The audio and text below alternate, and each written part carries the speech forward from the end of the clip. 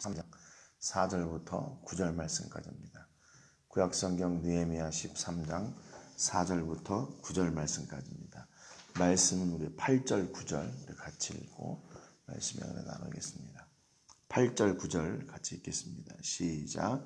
내가 심히 근심하여 도비아의 세간을 그 방 밖으로 다 내어 던지고 명령하여 그 방을 정결하게 하고 하나님의 전의 그릇과 소재물과 유향을 다시 그리로 들여 놓았느니라. 아멘. 네. 지난주의 말씀을 통해서 이스라엘 백성들이 예루살렘 성벽 재건을 마친 뒤에 이제 성벽 봉헌식을 또 이렇게 했었죠. 단순히 이렇게 예배를 드리는 것으로 끝나지 않고 그들은 그 성벽 위를 이렇게 걸으면서 하나님이 자신들을 통해서 이루신 그 역사의 현장을 누렸고 또 그곳에서 말씀을 통해서 개혁과 그 결단의 도전을 함께 했습니다. 그래서 백성들은 먼저 제사를 섬기던 제사장들과 레위 사람들을 자원하는 마음으로 섬기기로 했고 또 드린 그런 예물들을 보관할 성전 곳간을 두었고 또 그것을 관리할 사람을 또 이렇게 담당자를 두었습니다. 그 두 번째 말씀을 읽는 가운데 이방인들을 이스라엘 백성 가운데 두지 말라 하신 그 명령을 읽고 또 그대로 순종해서 그 모압과 암몬 사람들을 백성 중에서 이렇게 분리하는 일을 또 이렇게 결단을 하고 진짜로 분리해냈습니다.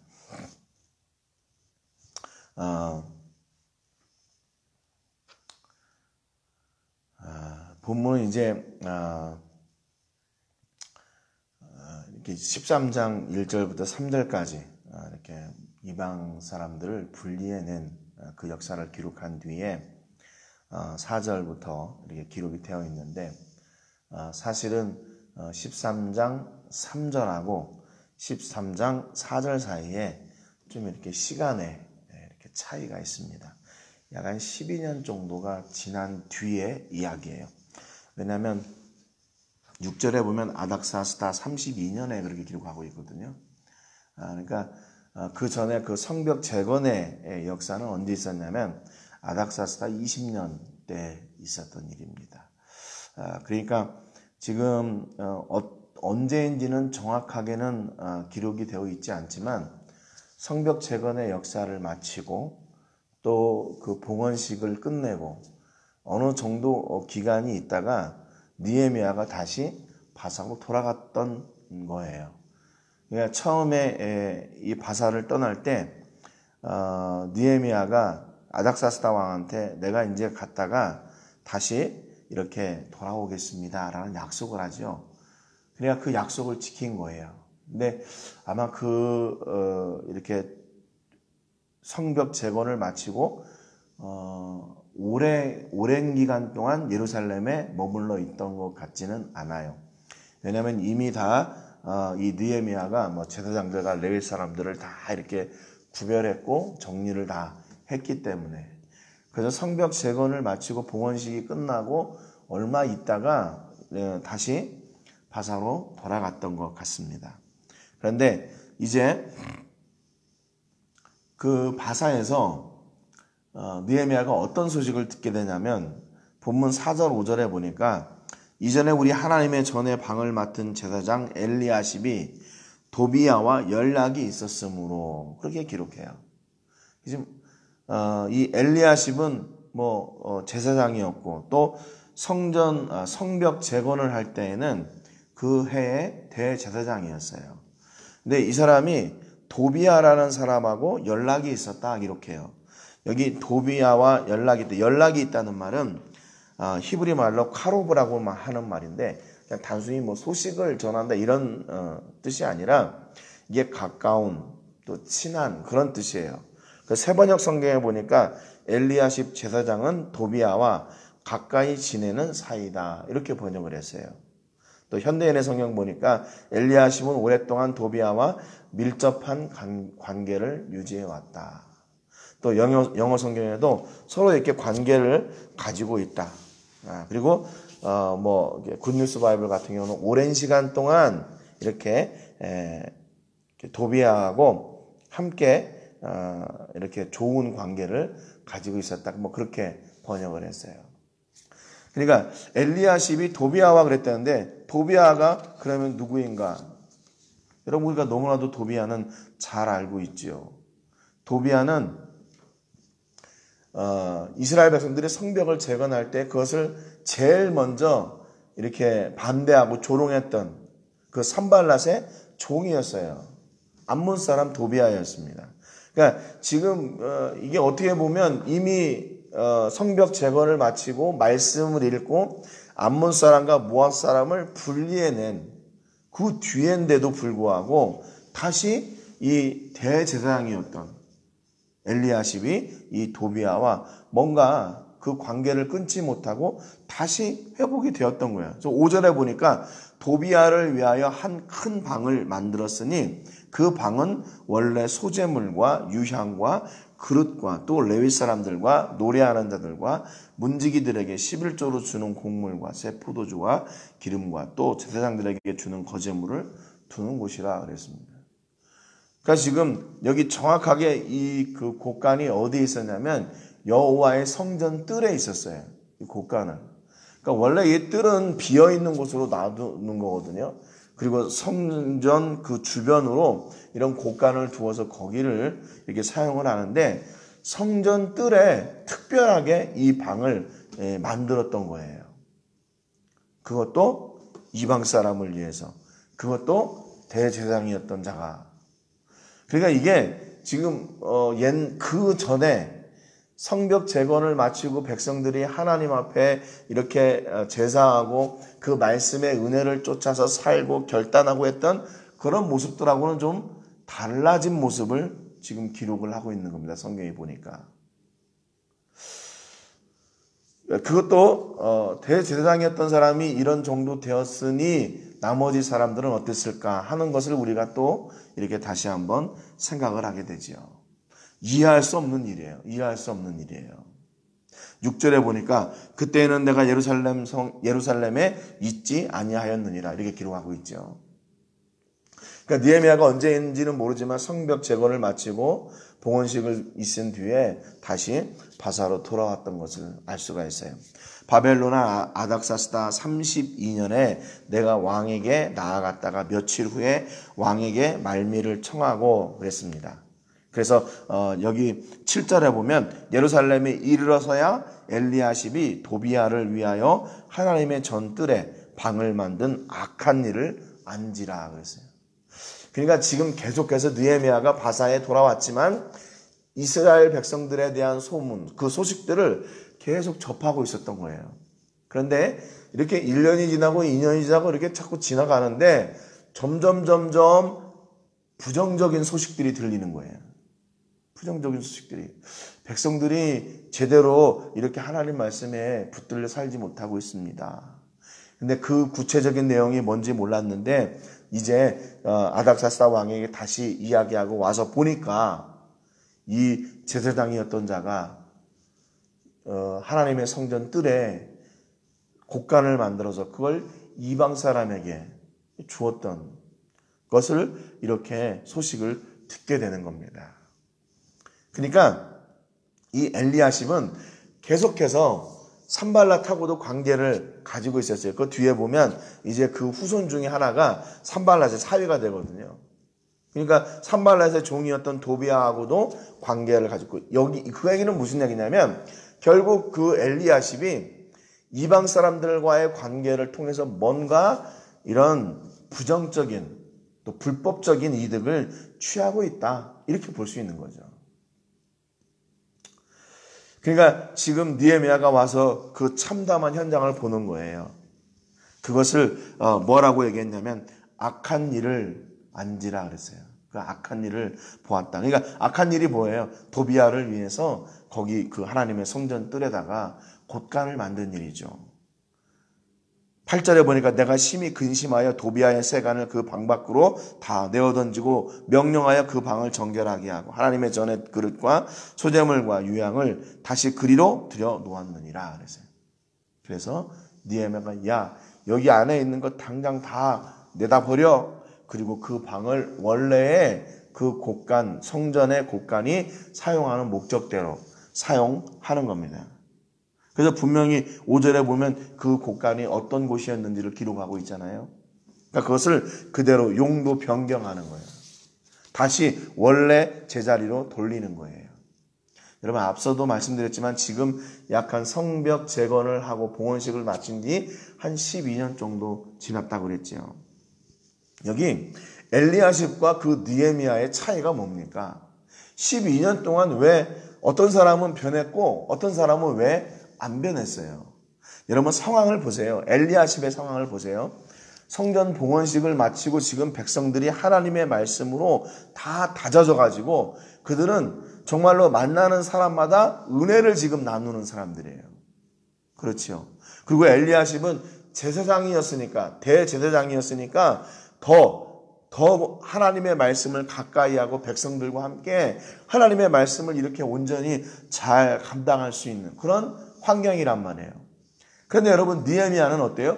다시 적국으로 돌아가서 그가 맡았던 그 왕의 술관원을 해요. 하나님의 일하고는 어떻게 보면 상관이 없는 일이에요. 또 느헤미야가 만나는 사람들은 어떤 사람들이에요? 다 이방 사람들이에요. 그들이 하나님의 은혜를 이야기하겠어요? 하나님의 말씀을 이야기하겠어요? 여러분, 그렇다면 엘리야십과 느헤미야 사이에 누가 더 신앙을 지키기에 쉬워요? 네. 누가 더 신앙을 지키기가 쉽습니까? 누가 하나님의 말씀을 따라 살기가 더 쉬워요? 당연히 엘리야십이죠. 그런데 12년이 지나고 났는데 보니까 엘리야십은 이미 다른 사람이 되어버렸고 느헤미야는 끝까지 하나님 편에 선 그 믿음의 사람이 되었어요. 여러분, 두 사람이 다른 게 뭐예요? 왜 이렇게 변해버렸어요? 성경에는 분명히 나와 있지 않지만 추측해 보건대 환경이 이 사람들을 달라지게 한 것이 아니에요. 엘리야십은 이제 자기의 직무를 감당하다 보니까 어떻게 됐냐? 그냥 그렇게 그 종교적인 행위가 스스로 자기를 하나님 앞에 이렇게 이끌어 가게 되는 통로인 줄 알았어요. 종교적인 행위가. 그 습관적인 행위가. 그런데 어떻게 됐어요? 그는 변해버렸어요. 근데 느헤미야는 그 환경이 그렇게 비록 이방 나라에 있고 이방 사람들을 만나는 그 한가운데 떨어져 있었지만 느헤미야는 늘 하나님의 말씀과 함께하고 있었단 말이에요. 그러니까 결국 느헤미야를 세운 것은 무엇인가?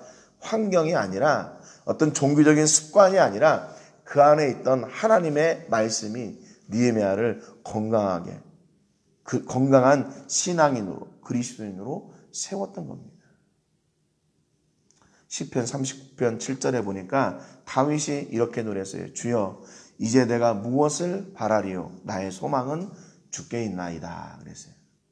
여러분, 어떤 상황에서든지 종교적인 어떤 행위나 그 습관이 나를 하나님께로 나아가는 통로가 되게 하거나 그것이 나의 소망이 될 수 없어요. 나의 소망은 나를 지키시는 하나님, 그분의 말씀이 바로 우리의 소망입니다.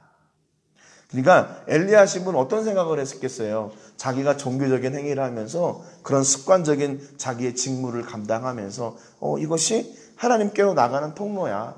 이것이 나의 전부야. 나를 만들어내는 도구야. 이렇게 생각했겠죠.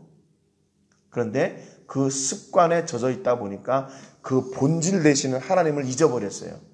눈에 보이는 그 습관을 중심하고 따라가다 보니까 그 중심이 되어야 될 보이지 않는 하나님을 잊어버린 거예요.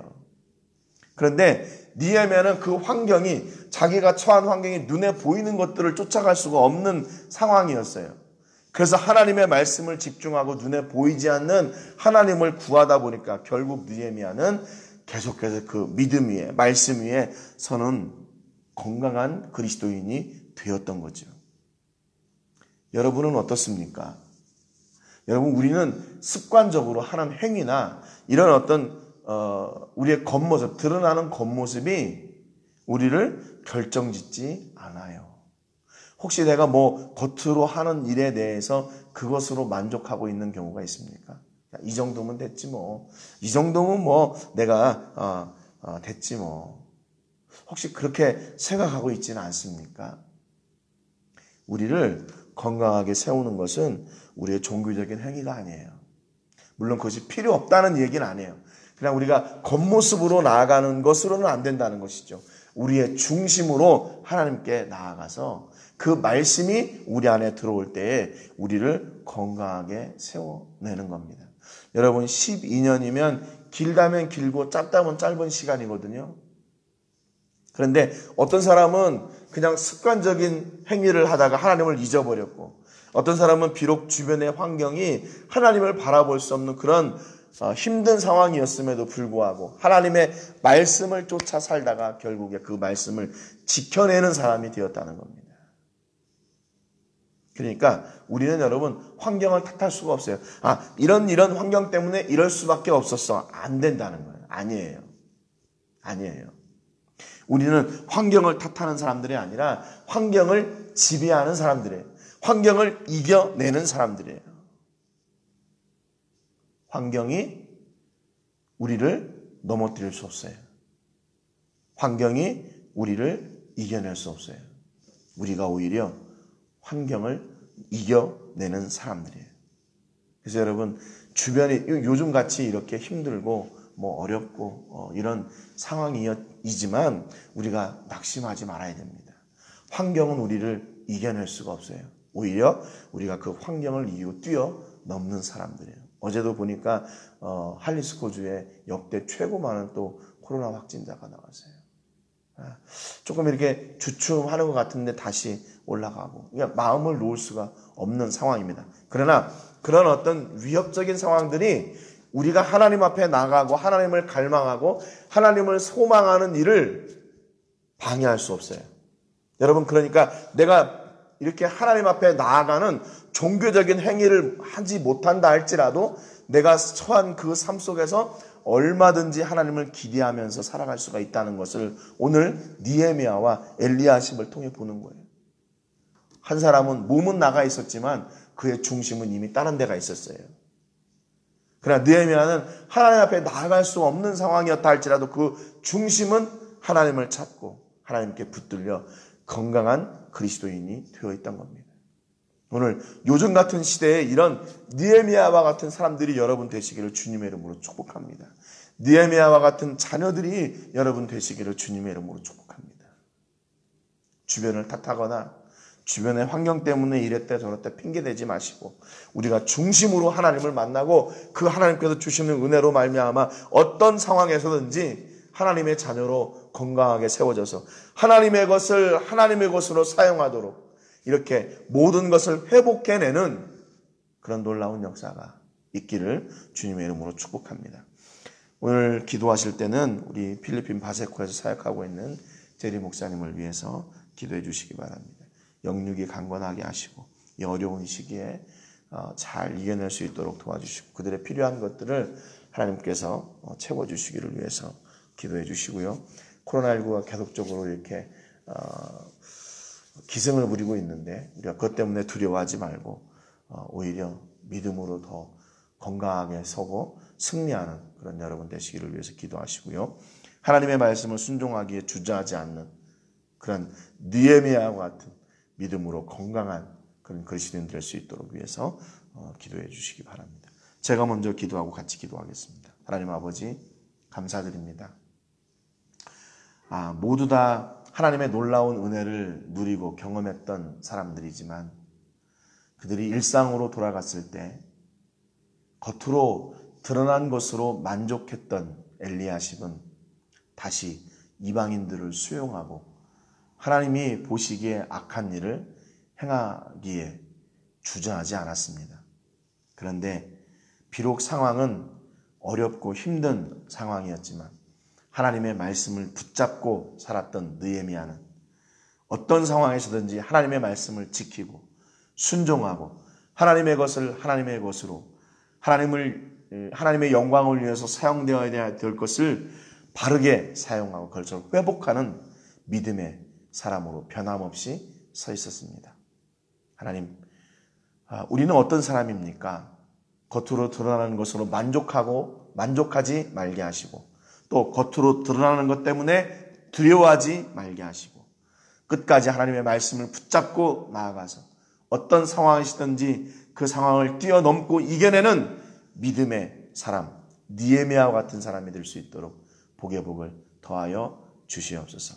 하나님, 그래서 비록 현실은 힘들고 어렵지만 그것을 이유 삼거나 또 그것 때문에 내가 이렇게 하나님 앞에 나아가지 못했다고 핑계대지 않는 사람들이 되게 하여 주시옵소서. 우리에게 강한 믿음을 주시옵소서. 하나님 말씀을 통해 주시는 강한 능력을 우리에게 허락하여 주시고, 능히 이 환경을 이겨내고 뛰어넘는 그런 믿음의 사람들 되게 하여 주시옵소서. 모든 영광 하나님께 드리며 예수님의 이름으로 기도합니다. 아멘.